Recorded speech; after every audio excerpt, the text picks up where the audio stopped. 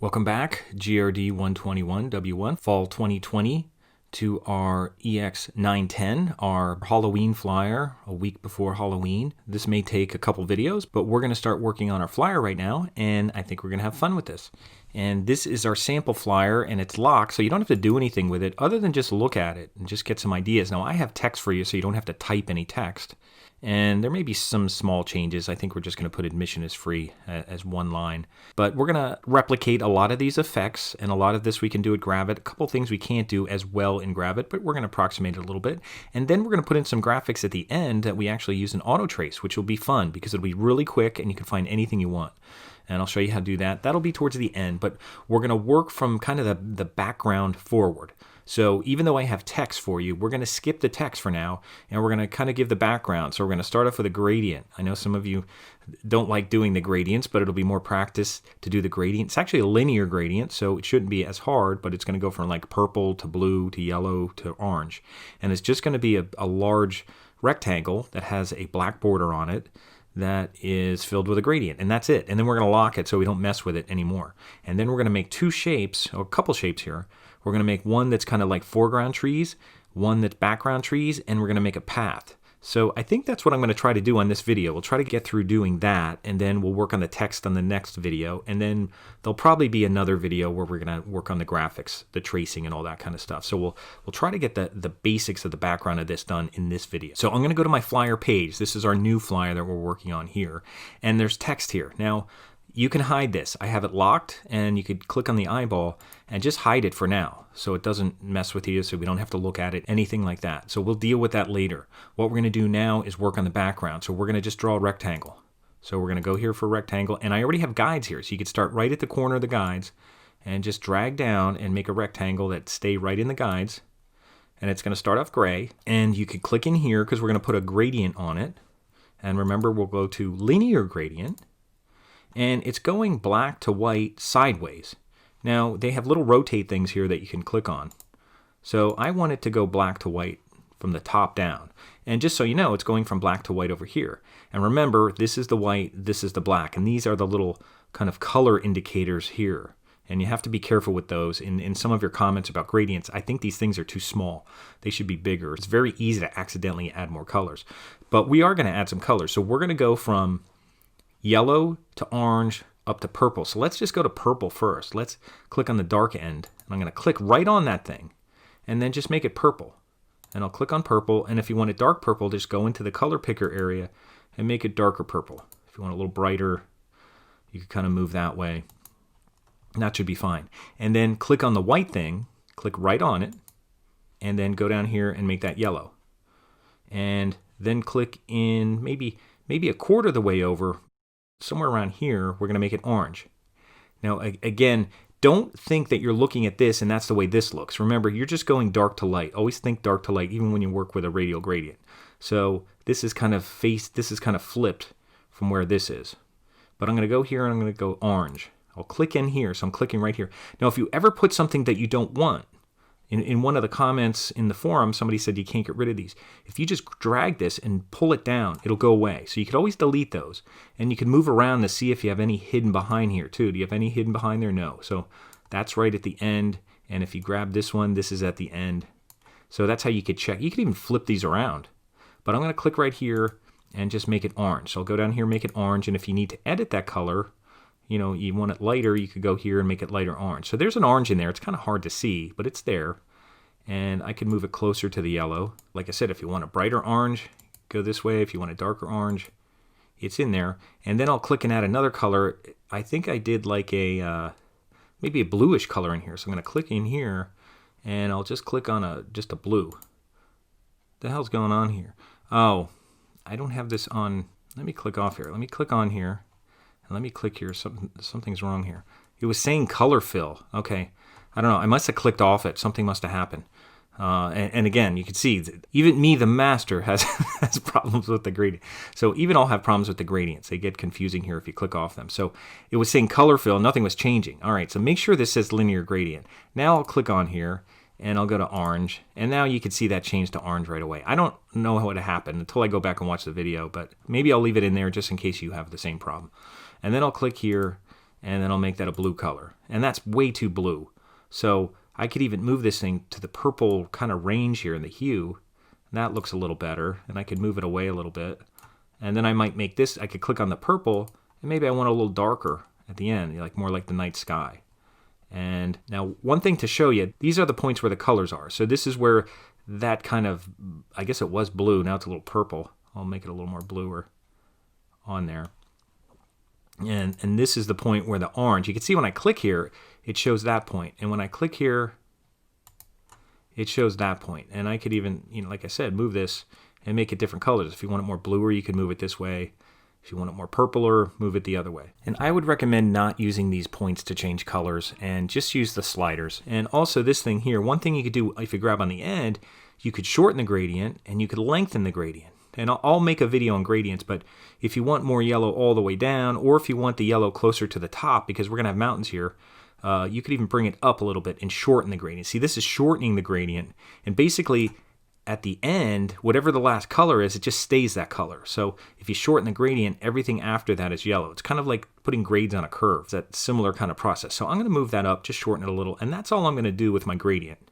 I'm just going to leave that alone, and I'll click off it. So I'm not sure what happened the first time, how it got on color fill, but that's my gradient. And if you need to edit your gradient, you just click in here and it should take you into these tools. So I'll click off and I'll click on the box again, the rectangle, and I'll add a border. And I'm just going to put it at maybe 3 or 4. Maybe 4 is okay. And if you're not sure if the border is on the outside of the path or inside of the path, there's options here, these little sliders. If you go in there, and it's actually saying the inside of the path, and that's probably okay, because picture this. Picture if your margin for printing on your printer is a 1/2 inch, and your border is outside that 1/2 inch, then there's a chance it might get cut off. But this is inside. That's inside the path. So wherever your guide is, that's inside. If it's outside, I don't know if you can see, it goes out just slightly. But let's keep it in. That'll be better. And that's our gradient. That's all we have to do with our rectangle. We can go over here. I'm just going to double click on it. And I'll just call it, let's just call it sky, because that's what it is. We'll just call it sky. And it has our border, it has our gradient, and there's our sky. And let's lock it so we don't mess with it. So I'm going to lock it. Now I won't accidentally grab it or anything like that. And obviously we could put in a moon and different things later. But let's work on our 2 trees and our path. That's what we're going to try to do next. So we're going to take a rectangle here, and I'm going to zoom in a little bit so I see more of this. And I'm just going to draw a rectangle, and let's look at our sample.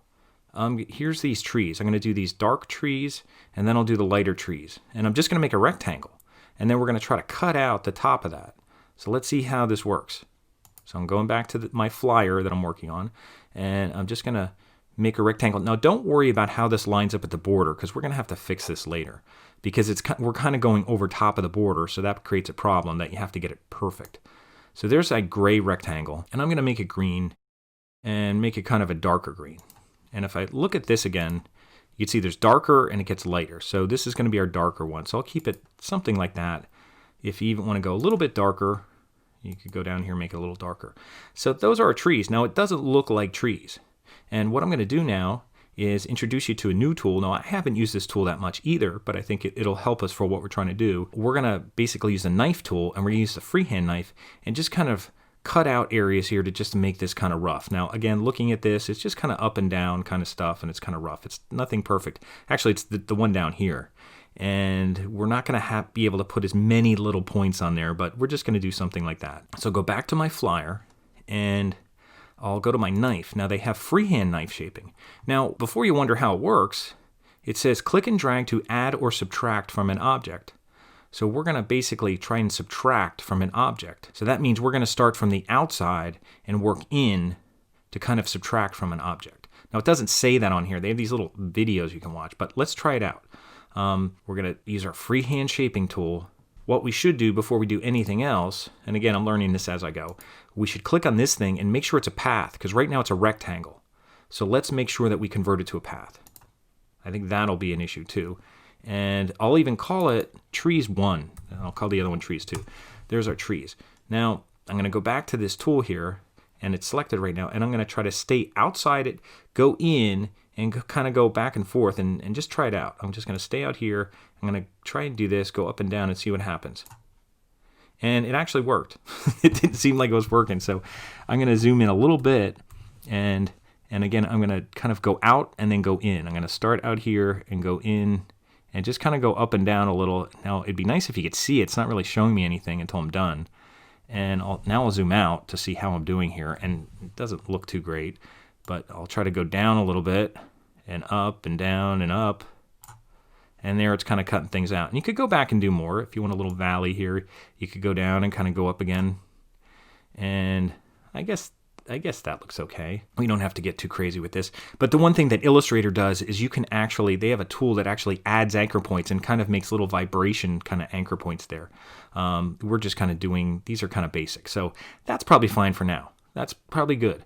So I'm just going to leave that like that. So that's the knife tool. So again, make sure that you converted it to a path first. If you don't do that, it won't go in there. And also make sure you're outside and then you kind of go in and just take little slices out of it. And again, we're using the freehand. They call this freehand shaping, but it was under the knife. That's actually not the knife. It's freehand shaping. So that's what we're using there. And I'm going to just click on another tool right now just so I don't do anything by mistake. And you could probably zoom in and do parts a little bit better if you want. Like if you wanted to zoom in here and go back to this, you could probably go in here and you know, if you didn't like that little top there, you could cut that off. But be careful because you don't want to start getting a lot of little extra anchor points here as far as what's going on. And I guess you should really draw shapes. I guess you kind of go around here and draw shapes, almost like you're drawing a little circle. I guess, like I said, I'm kind of learning this as I go, but it looks like you should go in here and maybe draw a little circle around here like that. And then you can see that's it kind of cut out from there. So I think that looks okay. So, you know, like I said, I haven't used this a lot, but that seems to work okay. All right, so that's our trees in the foreground. And there it is. And again, it's not perfect, and it'd be nice if we had a tool to roughen it, but we don't.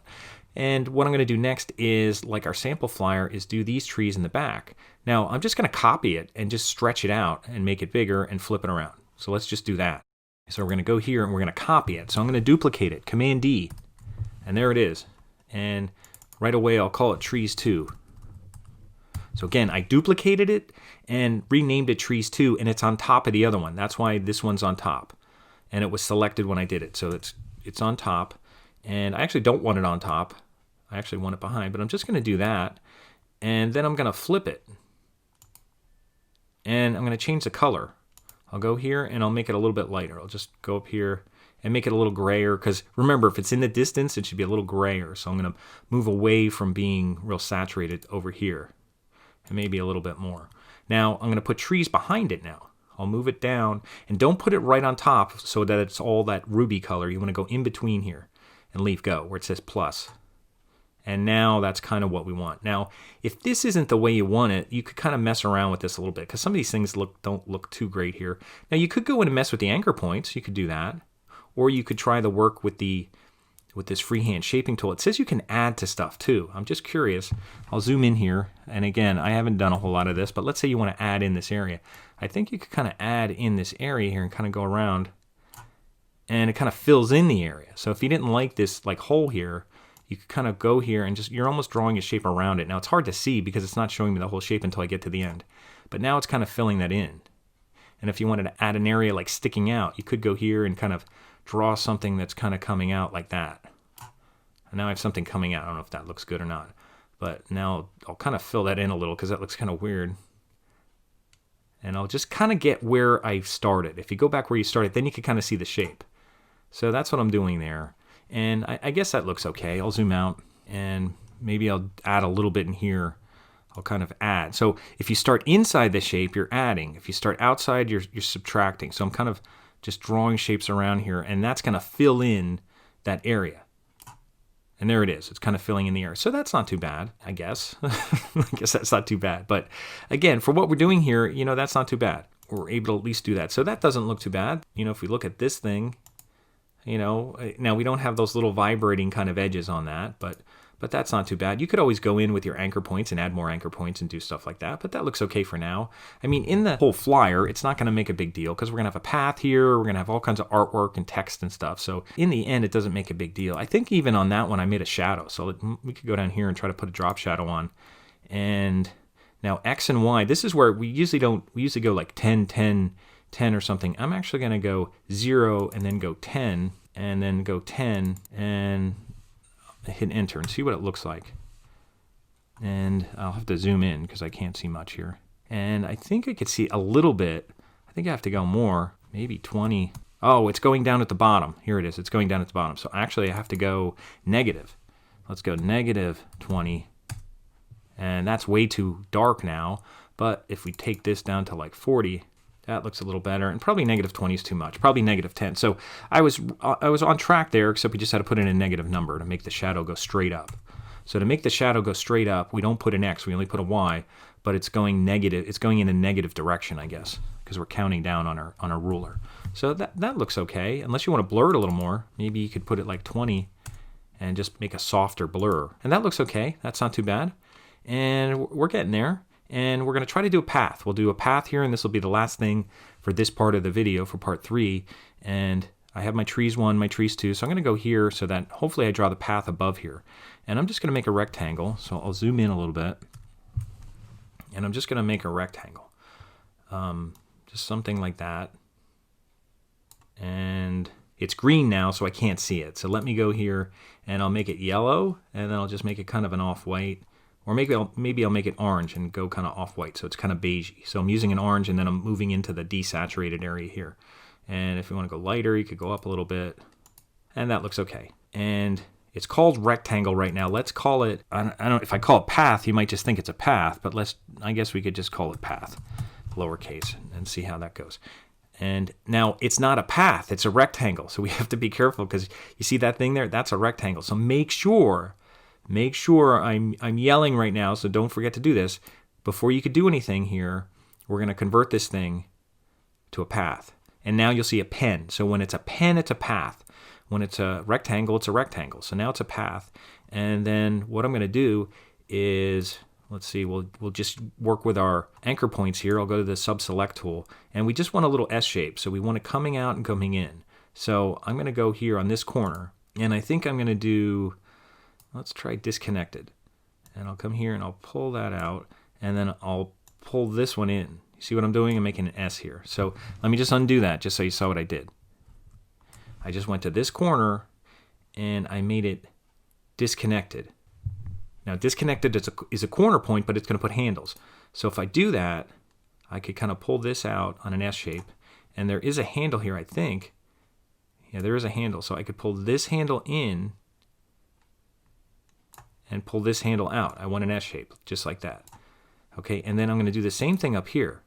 Disconnected. And it's really hard to see, so let me zoom in here. I can't see my handles, but I'm just going to kind of grab on the path and pull it in. And I'm going to do the same thing. I'll pull this one in, and I'll pull this one out. So it's following the same kind of S shape. Do you see what's going on there? Just kind of like a little carpet, magic carpet there. There's a little magic carpet, and that's really what the path is going to look like. Except we're going to make it look like this. You see the path here? It's the same kind of thing. S curve, except the points here are really close together, and down here they're really wide. So that's all we're going to do is just move the anchor points ourselves. So I'm going to go here, and I'm just going to drag this in and drag this in on a straight line, and then maybe drag this out a little bit and drag this, well, it's probably okay right where it is. And then I'll drag this in a little bit, and then I'll drag this one out to kind of exaggerate that path. And you could mess with it a little bit, but I think that looks okay. And you could keep making it wider down here if you want, and then pulling this handle in. But we're just making an S-shaped rectangle. We're just trying to make it look like it's going in the distance. And again, if you want to move these down, you can do that. So I'll zoom in here. And if you'd want to move them both down, you could click on one and hold Shift, and click on that one. Then you can move them both down. And I'm just bringing them straight down. And I think that looks okay. That should look okay. You click off and then bring this one in a little bit. There's actually handles here that you could probably pull in into the point. But I think that looks okay. And then we now have our path. Now looking at original, we did that path thing, we did the tree thing, the dark one, we did the light one, and we put a shadow. Now I think on this one it looks like I had a shadow on that one too. You could try it, see if that looks okay. If you want to put a shadow on this one, I guess you could. You could go here. I don't know if it matters what tool, the pointer or sub-select, but you could put a little shadow here. You could even practice and maybe make it a little darker shadow. So you could go here on drop shadow, and I'll do the same thing. I'll go maybe like -8 or something, And then I'll go to blur, might be like 15 or something like that. And then it's a little darker, it's 65, maybe I'll just make it 50. And something like that. So now we have a shadow on that tree, we have a shadow on that tree, and that's a little softer in the back. We don't need anything here. You could try gradient on it if you want, but that's good. We have our background stuff. Now, we could do a moon and all that later. We're not worried about graphics. What we're going to do next is we're going to focus on our text. So now that we have our path, our trees, you could even put this together in one layer if you want and call it like, woods or something if you'd want to. You could really do this. Go here and make a layer, and then they call it layer, but it's really a layer group. You could go here and just call it, like woods. And then you could highlight these three things. The path, I'll click here, hold shift, and click on the third one, and drag it right on top of here until it turns that ruby red color and leave go. And now the woods are inside there. Now, if you don't want to see the woods, you could turn them off. So the woods and the path, those three things are in there. So organizing this is helpful, especially when you want to start working on the text. Although you're going to want to see this stuff because the text is going to be over top of it. So we have our woods, we have our sky, and now we're going to work on our text next in part 4, and then probably in part 5 we'll do all our graphic stuff. So I'm going to stop here with part 3, and hopefully you did okay with using the freehand shaping tool, kind of like a knife to kind of add and subtract to that. And you know what, if you have problems with that, go practice a little bit. Try, just make a shape off to the side or somewhere else, or make a new page or a new layer, just make a new page. Go here and make a new page and just call it, practice or something. If you want a practice page where if you're like, man, that's really driving me crazy, go here and make a practice page and then be like, okay, I'm going to try out that. I'm just going to make a big shape here, and Professor Homa said convert it to a path, so make sure you do that. And then try adding things to it. Try saying, okay, I'm going to add with my freehand shaping tool, I'm going to kind of go here and draw around and add things. So now I'm adding to that. And I could go here. I wish it would show the path as you're drawing. It's not really doing a good job of doing that. You kind of have to imagine it until you get back to the beginning. So there I'm adding to things, and let's say you want to subtract to them. Then you start outside here, and you go kind of in here and then come back out. So you're just drawing little shapes that are kind of cutting in, or they're coming out.